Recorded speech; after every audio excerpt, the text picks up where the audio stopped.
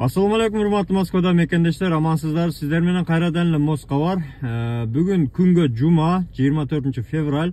Андыктан барды жалпы мусулмандарды жума майрамы менен куттуктайбыз. Жума марек болсун, кылган дуалар кабыл болсун.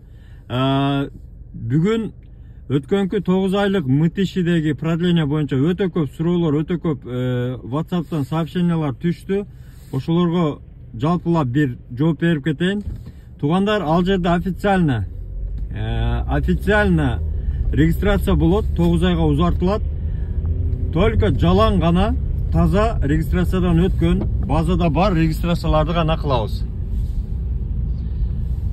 3 айлыгы таза болсо, 3 айлыгыны текшерип ошол базадан чыкса, анан 3 айлыктын срогу өтүп кете элек болгон болсо, ошондо гана улантылат. Ансыз срок өтүп кеткен, базада жок регистрацияларды биз узартып бере албайбыз. Тугандар, анан экинчи маселе, эгерде регистрация таза болсо, экинчи маселе, Сахаровада алынган көк кагаздын копиясы дагы керек болот. Анан ошол Сахаровада өткөн срогуна карап узартылат. Мисалы, январда өтсөңүздөр 2023, январда өткөн болсоңуздар 2024 январга чейин узартылат. Андыктан тугандар, ошондо эске алыңыздар. Эски Сахарованын эски алынган кагаздары ошол срокко чейин, мисалы, сентябрда, июльда алынган Сахарованын кагазга карап, ошого карап гана регистрациянын срогу узартылат.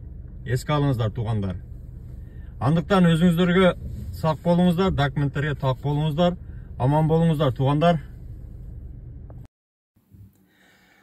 Тугандар, элге жардам чыгарылышынын демөөрчүсү сүйүн 8926 920 51 51 8965 400 02 93. Бул жигит границага өзү до конца кирип чыгат. Жолдо кадимкидей жардам берет, документтерди өзү бүтүрүп берет, черный список, ары бери полный текшерип берет. Андан сырткары ишеничтүү, көп жылдан бери каттаган жигит. Кайрылыңыздар.